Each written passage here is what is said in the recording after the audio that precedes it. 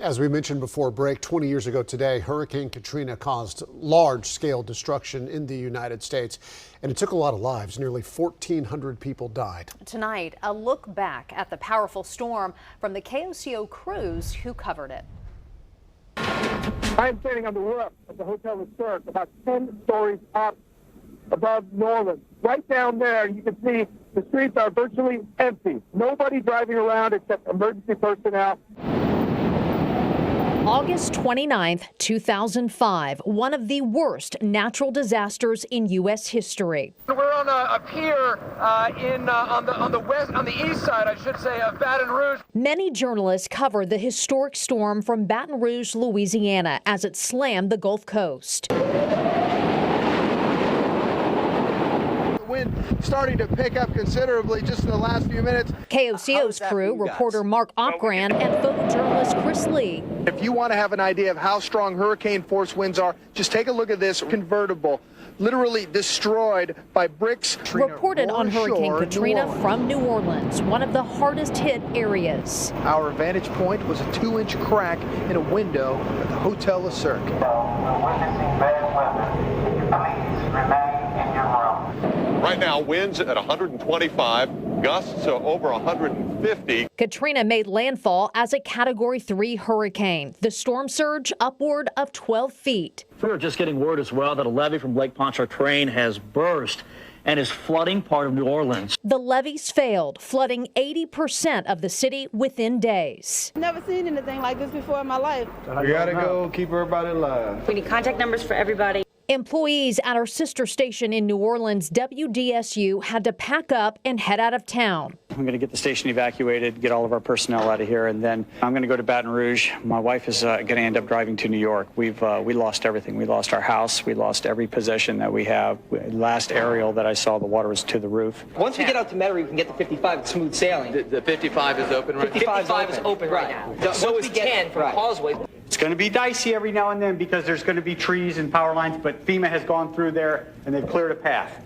You take a couple minutes and you cry every now and then you got to be tough, you know. You just suck it up. Got a job to do, you know. Our community relies on us, and unfortunately, we're not going to be able to be here, but we'll come back and we're going to be strong. This whole town is evacuating. Everybody must leave. That includes the station and us. See you in Jackson. Our crew caravanned with them to Jackson, Mississippi, passing National Guard units moving in. Some of the sites along the way, flooding widespread in many different locations. Hundreds of miles from ground zero, people had problems finding gas and power. They are in such dire straits that in Mississippi, mid-sized generators are selling for about $3,000. How did you find out about this place? I heard about it. It was on the radio this morning. And some people would tell us that there'd probably be at least maybe even 2 weeks before they get the power turned back on. We're waiting on gas right now. We're out of unleaded. We're waiting on gas. How long before that arrives? We have no idea. This is a typical scene playing out all along the South. People lining up just trying to get gas. This line stretches all the way across the highway. In fact, there's another one right over here that goes all the way down the street. In the days to follow, We are at the temporary headquarters for the 45th Infantry, the Thunderbirds.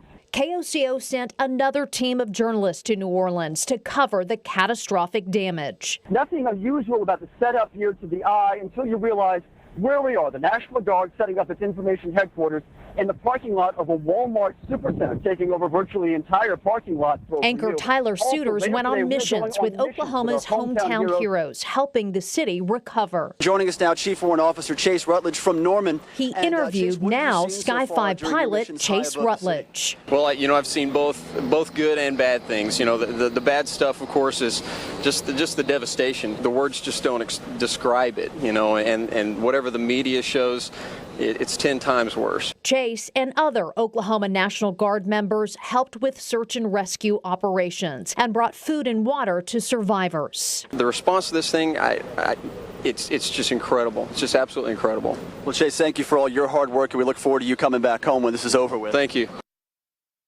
Well, that was just some of the on-the-ground coverage KOCO provided during and after Katrina. The storm forever changed New Orleans and displaced more than 1 million people along the Gulf.